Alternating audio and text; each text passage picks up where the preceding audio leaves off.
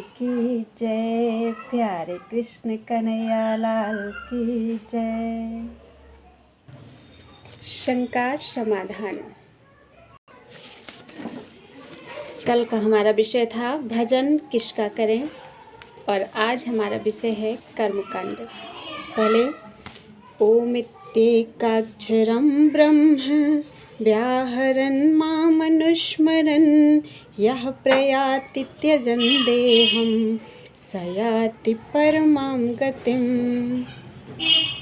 जो पुरुष ओम इति ओम इतना ही जो अक्षय ब्रह्म का परिचायक है उसका स्मरण करता हुआ शरीर का त्याग कर जाता है, वह पुरुष परम गति को प्राप्त होता है। कृष्ण एक योगी थे, परम तत्व में स्थित महापुरुष थे, सद्गुरु थे। योगेश्वर श्री कृष्ण ने बताया कि ओम अक्षय ब्रह्म का परिचायक है, तू इसका जप कर और मेरा ध्यान कर। प्राप्ति के हर महापुरुष का नाम वही होता है जिसे वह प्राप्त है, जिसमें वह विलय है, इसलिए नाम ओम का बताया और रूप अपना। योगेश्वर ने कृष्ण कृष्ण जपने का निर्देश नहीं दिया, लेकिन कालांतर में भावकों ने उनका नाम भी जपना आरंभ कर दिया और अपनी श्रद्धा के अनुसार उसका फल भी पाते हैं। जैसा कि मनुष्य की श्रद्धा जहाँ कहीं टिक जाती है वहाँ मैं ही खड़ा होकर उसकी श्रद्धा को पुष्ट करता हूँ तथा मैं ही फल का विधान करता हूँ, किंतु वह फल भोगने में आ जाता है, जबकि मेरा भक्त मुझे ही प्राप्त होता है, उसका पतन नहीं होता।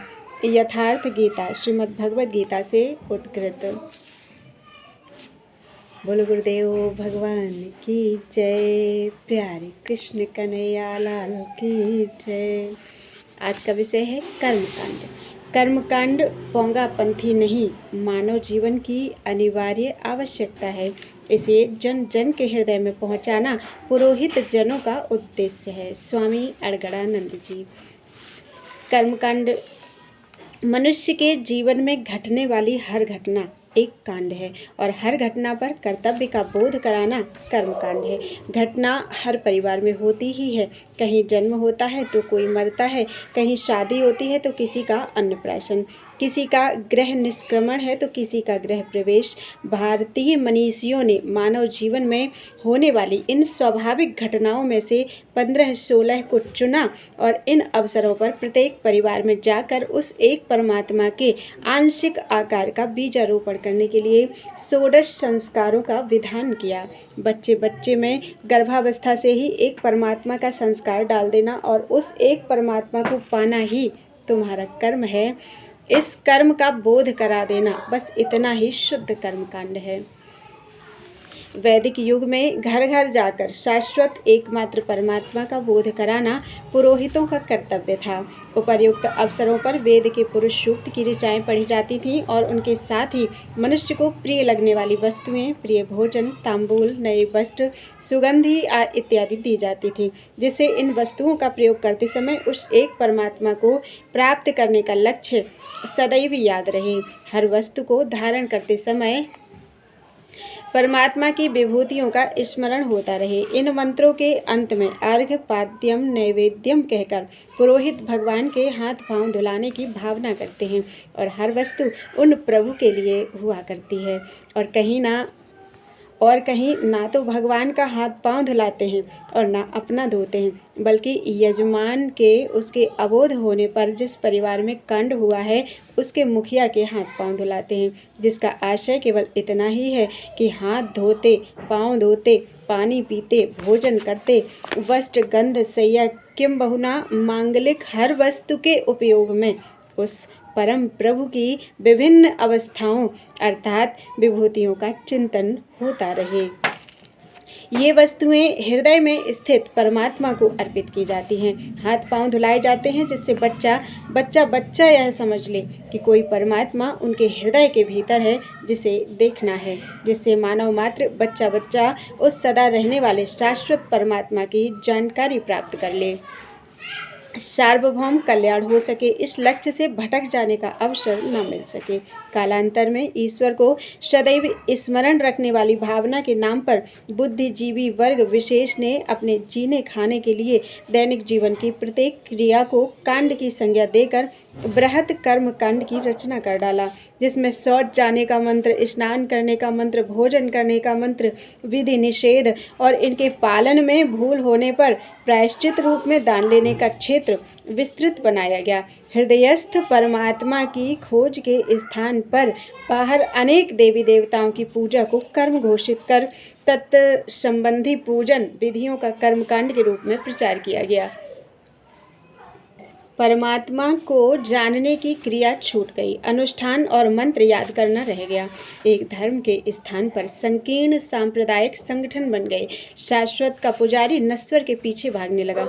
अंडे की सुरक्षा के लिए जो खोल आरंभ में आवश्यक होता है, बच्चे के आविर्भाव के पश्चात उसे तोड़ देना उससे भी जरूरी हो जाता है, अन्यथा बच्चा उसमें घुट घुट कर मर जाएगा। इसी प्रकार पूर्वजों ने जिन किन्हीं परिस्थितियों में इन कुरीतियों को झेला, अब वे परिस्थितियां नहीं रहीं। सामाजिक शिष्टाचार तथा रहन सहन के प्रत्येक उपयोगी अनुपयोगी नियमों को धर्म कहकर जनता को गुमराह करने का अब कोई औचित्य नहीं रहा। सदियों पहले से सुखी जीवन, भौतिक जीवन की व्यवस्था जनादेश पर आधारित राज्य के हाथ में चली गई।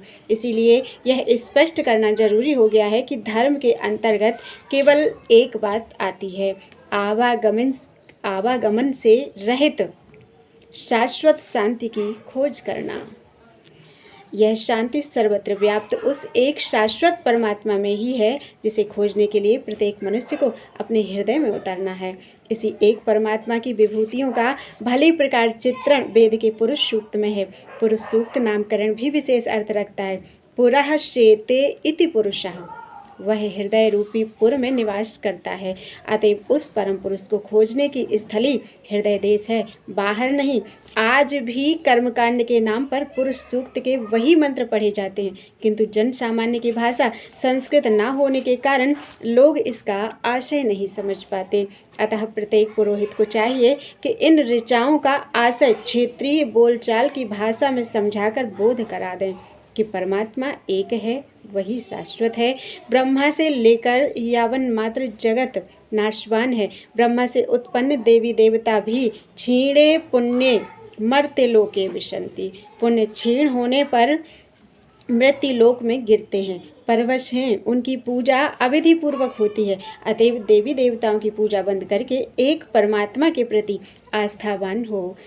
वेद के ऋषि कहते हैं, हिरण्यगर्भः समवर्तताग्रे भूतस्य जातः पतिरेक आसीत् सदाधार पृथिवीन्यामुते मां कस्मै देवाय हविषा विधेम।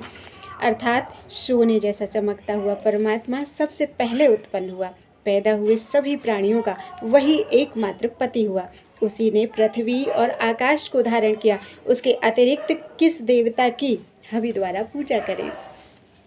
अर्थात स्पष्ट है कि एकमात्र परमात्मा को पाना हमारा आपका कर्तव्य कर्म है। इसी नियत कर्म का क्रमबद्ध वर्णन गीता में है, जिसके अंतर्गत दैवी संपद नामक सद्गुणों का विकास करना एकांत देश का सेवन है। श्वास प्रश्वास द्वारा ओम या भगवान के 2.5 अक्षर के राम या कृष्ण के किसी नाम का 2.5 अक्षर के 2 अक्षर का राम, 2.5 अक्षर का कृष्ण, तो 2.5 अक्षर के किसी नाम का जप, इंद्रियों का दमन, मन का शमन, धारावाही चिंतन, युक्ताहार विहार और तत्वदर्शी महापुरुष की शरण में जाना है। इसी क्रिया द्वारा चलकर हृदयस्थ परमात्मा को जान लेने के अतिरिक्त मृत्यु को जीतने का अन्य कोई भी रास्ता नहीं है। साधन संपन्न पूर्वजों ने जिस शाश्वत सत्य को पाया था, वह परम पुरुष यही हृदय स्थित परमात्मा है। हर परिवार में बार बार जाकर उन्होंने इसी शाश्वत सत्य को दृढ़ाया था। और आज आज भी जो सत्य को दृढ़ाते हैं श्रद्धा के पात्र हैं। दक्षिणा इसका मूल्य नहीं, कृतज्ञतापन ज्ञापन मात्र है। इसके बदले उन्हें दक्षिणा देना शाश्वत सत्य को कायम रखना है, जिससे जन जन तक इस जानकारी के प्रेषण को प्रोत्साहन मिले। कतिपय प्रदेशों में माल्य, गंध इत्यादि अर्पित करते समय पुरुष सूक्त से भिन्न वैदिक तथा लौकिक मंत्र पाठ की भी परंपरा है। उदाहरणार्थ, त्वां गंधर्वो अत्खनस्त्वां इंद्रस्त्वां बृहस्पतिः त्वामौषधे सोमो राजा विद्वान् यक्षमादम् उच्यतः। हे औषधि, तुझे गंधर्व ने, इंद्र ने तथा बृहस्पति ने खना। विद्वान सोम राजा तुम्हारे द्वारा राज्य क्षमा से मुक्त हुआ।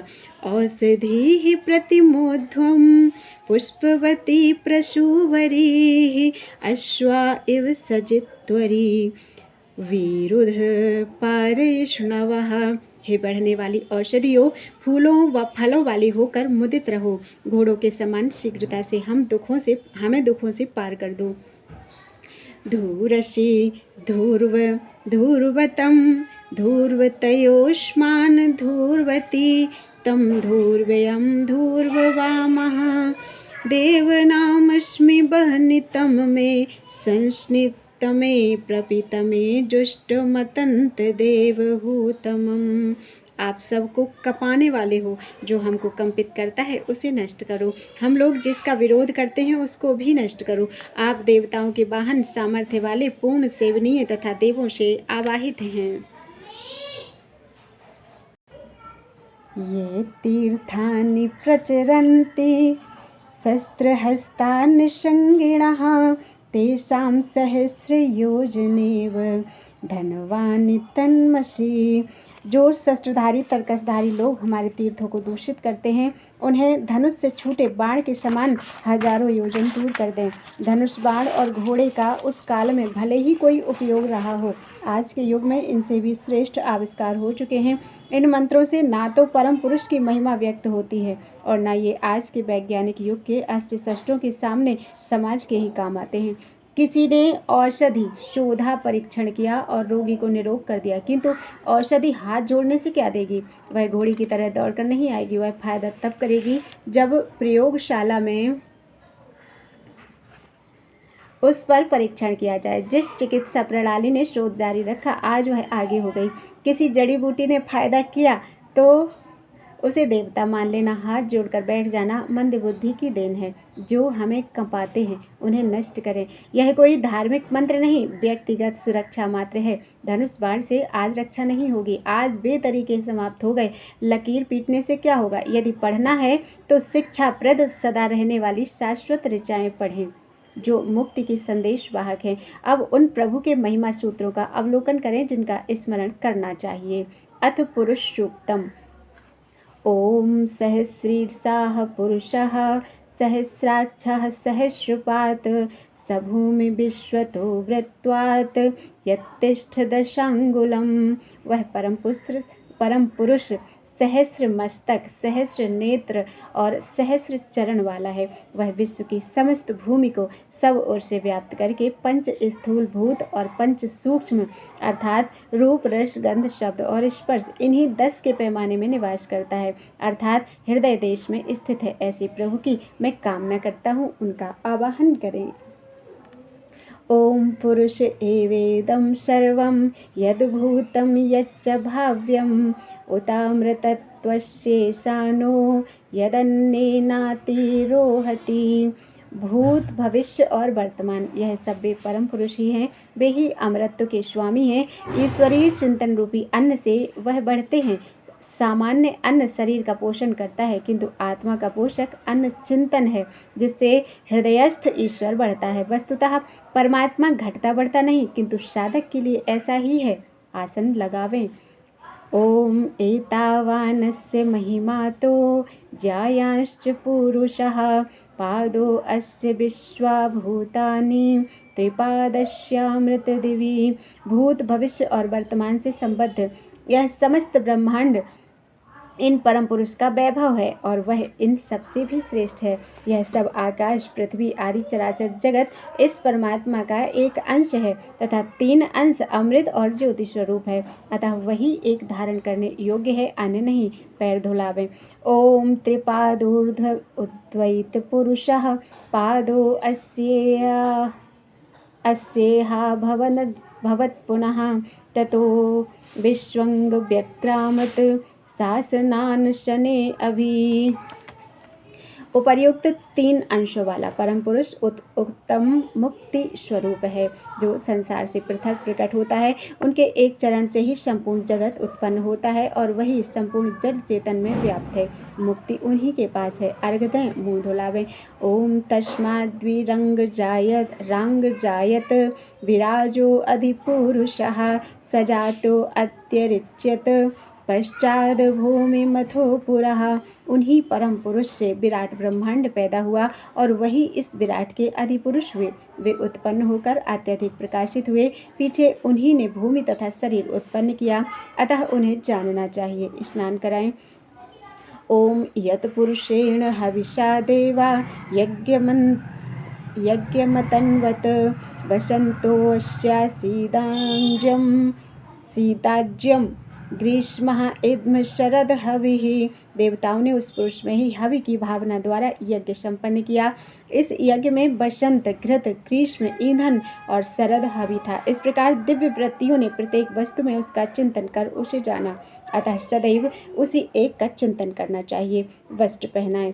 ओम तम यज्ञम ब्रह्मर्षि प्रोक्षन् पुरुषम जातमग्रतः तेन देवा अयजंत साध्या ऋष्यश्च ये। देवाः अर्थात दैवी संपद को हृदय में उतारने वाले, साध्याः परमात्मा के लिए साधन करने वाले योगाभ्यासी तथा कवयः अर्थात मन का निरोध करने वाले ज्ञानी लोगों ने शरीरस्थ पुरुष को साधनों के द्वारा विशुद्ध किया, उसे अग्रजन्मा अर्थात अग्रगण्य बनाया, पुरुषोत्तम बनाया। इसी रीति से यजन करके, आत्मशोधन करके सभी ने मोक्ष प्राप्त किया। तुम्हें भी यही करना चाहिए। गंधते।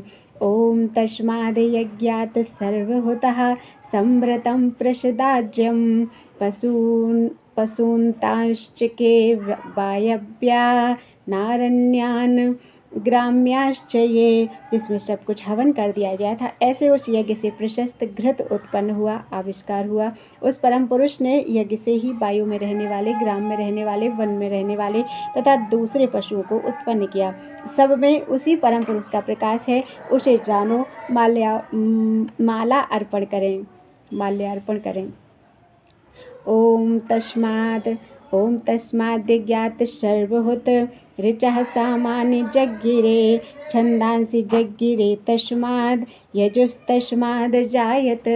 जिसमें सब कुछ हवन कर दिया जाता है, उसी यज्ञ से ऋग्वेद और सामवेद प्रकट हुए, उसी से अथर्ववेद प्रकट हुए, उसी से यजुर्वेद अर्थात यजन करने वाले मंत्रों की भी उत्पत्ति हुई। इस प्रकार वेदों का भी मूल यज्ञ है। यज्ञ द्वारा उस परम पुरुष को जानना चाहिए। धूप दें। ओम तस्मादश्च अजायन्त ये केचोभयादतः गावो हजज्ञिरे तस्मात् जाता अजावयः। उसी महापुरुष से घोड़े उत्पन्न हुए। इनके अतिरिक्त दोनों ओर दांतों वाले गाय, बकरी इत्यादि अन्यान्य पशु पक्षी उत्पन्न हुए। सबकी उत्पत्ति उसी परमात्मा से है। उस एक मात्र परमेश्वर पर विश्वास लाना चाहिए, अन्य कोई पूजनीय नहीं है। इत्र लगाएं। ओम यत्पुरुषं व्यदधुः कतिधा व्यकल्पयन् मुखं किमस्य कौ बाहु का उरुपादा उच्यते। जिस पुरुष का विधान किया गया, विचार कुशल पुरुषों ने उस परम पुरुष की कल्पना कितने प्रकार से की। इसका मुख क्या था, बाहुएं क्या थीं और पैर क्या था, अब यह बताया जाता है। सामयिक फल दें।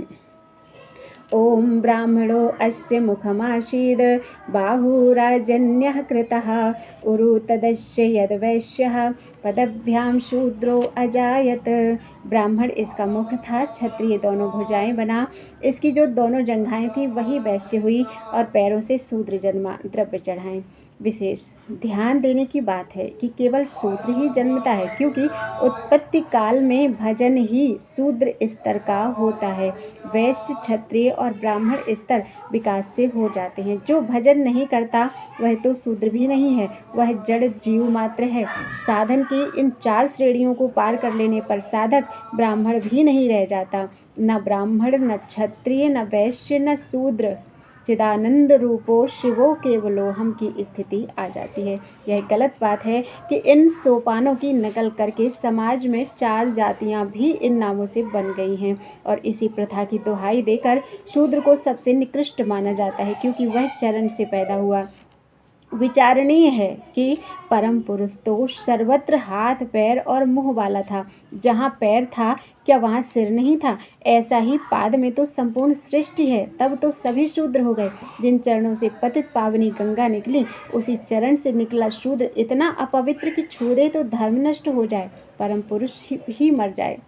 कितनी भ्रांति है! वास्तविकता को छिपाकर मनुस्मृतिकार कहते हैं कि जन्म से तो सभी शूद्र होते हैं, संस्कार करने से ब्राह्मण बन जाते हैं, और संस्कार के नाम पर यज्ञोपवीत पहनाकर 2-4 मंत्र पढ़ा देते हैं। यदि इसी प्रकार ब्राह्मण बनते हैं तो सबको ब्राह्मण बनाकर अपनी संख्या क्यों नहीं बढ़ा लेते? वस्तुतः वे संस्कार नहीं है। संस्कार का आशय है सा अंश आकार, उस परमात्मा का आंशिक आकार डाल देना, उसकी चाह पैदा कर देना। इतने के लिए ही कर्मकांड की सार्थकता है। अस्तु वेद के नाम पर मानव में दरार न डालें। परमात्मा सब में है और सभी इस दृष्टि से समान हैं, सभी उसे पाने के हकदार हैं। चंद्रमा मनुष्यो जातश्च चक्षुः सूर्यो अजायत, मुखादिन्द्रश्चाग्निश्च प्राणाद् वायु जायत। उसी परम पुरुष के मन से चंद्रमा उत्पन्न हुआ, नेत्रों से सूर्य प्रकट हुआ, कानों से वायु और प्राण तथा मुख से अग्नि उत्पन्न हुई। दीप जलाएं। ओम नाभ्या असीदंतरिक्षं श्रीष्णो ध्यौः समवर्तत, पदभ्यां भूमिर्दिशः श्रोत्रात् तथा लोकान् अकल्पयन्। उस परम पुरुष की नाभि अंतरिक्ष थी, मस्तक से स्वर्ग प्रकट हुआ, पैरों से पृथ्वी, कानों से दिशाएं प्रकट हुई। इस प्रकार समस्त लोक उस पुरुष में ही विद्यमान हैं, कल्पित हुए। यह सब एक ही पुरुष की विभूतियां हैं, उन्हें जानो। नैवेद्य दें। ओम सप्ताश्यासन परिधियस्त्रिः सप्त समिधाः कृताः, देवा यद्यज्ञं तन्वाना अवधनन् पुरुषं पशुं। दैवी संपद युक्त लोगों ने यज्ञ करते समय योग की 7 भूमिकाओं में प्रकृति, महत्तत्व, अहंकार, 5 स्थूल भूत, 5 सूक्ष्म भूत, 5 ज्ञानेंद्रिय तथा 3 गुण, इन 21 समिधाओं का हवन करके उस पुरुष रूपी पशु को बांध लिया। इन सब के हवन हो जाने पर जो शेष बचा रहता है उसे जानो। साधन द्वारा वह अवश्य प्राप्त होता है। तांबूल इलायची दें। ओम यज्ञेन यज्ञम अजयन्त देवाः, तानि धर्माणि प्रथमान्यासन्, तेह नाकं महिमानः सचन्त, यत्र पूर्वे साध्याः सन्ति देवाः। दैवी संपद को हृदय में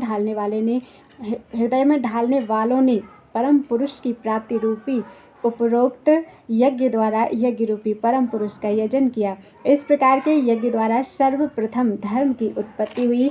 इसके आचरण से दैवी संपद लोग महान महिमा वाले होकर उस स्वर्ग लोक का सेवन करते हैं, जहाँ साधन संपन्न योगी तथा दैवी गुण संपन्न लोग निवास करते हैं। प्रदक्षिणा करें। नोट: निम्नलिखित 2 मंत्र ऋग्वेद में नहीं मिलते, किंतु मूल उपनिषद परमात्मिकोपनिषद और महावाक्योपनिषद चित्योपनिषद में पुरुष सूक्त नाम से हैं। ओम वेदाहमेतं पुरुषं महान्तं, आदित्यवर्ण तमसस्तु पारे, सर्वाणि रूपाणि विधित्य धीरो, नामानि कृत्वाभिवदन यदास्ते। मैंने उस महान पुरुष को जान लिया है जो आदित्य के समान प्रकाश स्वरूप और तामस से परे है। वह सभी रूपों की रचना कर उनका नामकरण करता है और वैसा ही व्यवहार करते हुए सबकी बुद्धि में रमण करता है। वही इष्ट है। ओम धाता पुरस्तादमुजहार शक्रः प्रविदान प्रदिशश्च तस्त्र तमेव विदानमृत इह भवति नान्यः पंथा विद्यते अयनाय। पूर्व काल में ब्रह्मा जी ने जिसकी स्तुति की थी, इंद्र ने चारों दिशाओं में जिसे व्याप्त जाना था, उस परम पुरुष को जो जानता है वह यही इसी जन्म में अमृत पद को प्राप्त कर लेता है। इसके अतिरिक्त अमर होने का अन्य कोई भी मार्ग नहीं है। उस एकमात्र परमेश्वर पर विश्वास लाना चाहिए और इसी जीवन में उसे प्राप्त कर लेना चाहिए। पुरुष सूक्त के इन मंत्रों के अनुशीलन से स्पष्ट है कि एक परमात्मा में अपनी श्रद्धा को स्थिर करना ही कर्मकांड का लक्ष्य है। इस परमात्मा को कहीं बाहर नहीं ढूंढना है। पुरुष सूक्त की मान्यता है कि इस परमात्मा को केवल मानसिक यज्ञ द्वारा ही पाया जाता है, अन्य कोई रास्ता नहीं है। किंतु आज कर्मकांडों में वेदी बनाई जाती है, चौक पूरा जाता है, नैवेद्य चढ़ाया जाने लगा है, जिसका आशय केवल इतना है कि भगवान के लिए हृदय पवित्र कैसे किया जाए। ऐसी ही स्वच्छता समर्पण की भावना अपने हृदय में करें। बाहर तो मात्र नमूना अर्थात दृष्टांत है। अंत में परमात्मा के निमित्त अर्पित सात्विक वस्तुओं को आपस में बांटकर खाने की प्रथा है, जिससे आत्मीयता, संगठन और एकता का संबंध हो। आज संसार में प्रबुद्ध समाज प्रचलित कर्मकांड को पोंगापंथी की संज्ञा देता है। आरोप लगाता है कि शिक्षा को एकांगी रखकर वर्ग विशेष इसके माध्यम से अपनी जीविका चलाता आ रहा है। कभी पुरोहित समाज में गौरव के साथ प्रवेश करता है, आज पत्रा लिए पुरोहित तीनों जैसा हो गया है, जिसका कारण यह भ्रांति ही है। ऐसी परिस्थिति में अपने गौरव की उज्ज्वलता पुनः प्राप्त करना कौन नहीं चाहेगा। इसके लिए कर्मकांड की इस वास्तविक विधि का प्रचार सबकी समझ में आने वाली प्रचलित सरल भाषा में करना होगा। इसे जन जन के हृदय में पहुंचाना होगा। सभी पुरोहित जन सदैव ध्यान में रखें कि एक परम पुरुष के अतिरिक्त अन्य देवी देवताओं की ओर श्रद्धा को न ले जाएं, क्योंकि ब्रह्मा से लेकर यावन मात्र जगत आवागमन के चक्कर में है, जिनका कोई अस्तित्व नहीं है। इन्हें बढ़ावा देना अज्ञानियों का काम है। अस्तित्व विहीन को बढ़ावा देना नास्तिकता को बढ़ावा देना है। कर्मकांड पूरा हो चुका है। ओम। श्री परमहंस जी की वाणी। निद्रा का विधान। 24 घंटे में 4 घंटे से अधिक सोना योगी के लिए अत्यंत घातक है। तीव्र अनुराग एवं विरह वैराग्य वाले साधकों को निद्रा आती ही नहीं। उनका एक एक दिन तो सदियों की तरह कटता है।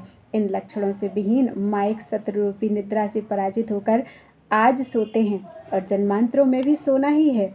योगी के लिए श्वान निद्रा का विधान बताया गया है। जिस प्रकार रात्रि में पत्ता हिलते ही कुत्ता उठकर भौंकने लगता है, उसी प्रकार योगी भी इस भय से चिंतित निद्रा लाभ लेता है कि कहीं विजातीय परमाणु आक्रमण न कर दें। विरही को नींद कब आती है, अतः मन को धिक्कारते हुए इससे सतत संघर्ष करते रहना चाहिए। जीवन आदर्श एवं आत्म अनुभूति से उद्भूत। आज के लिए इतना ही। जो भी गलतियाँ हों उसे प्लीज़ क्षमा कर दें। राधे राधे कृष्ण। बोलो वृंदावन बिहारी लाल की जय। गुरुदेव भगवान की जय।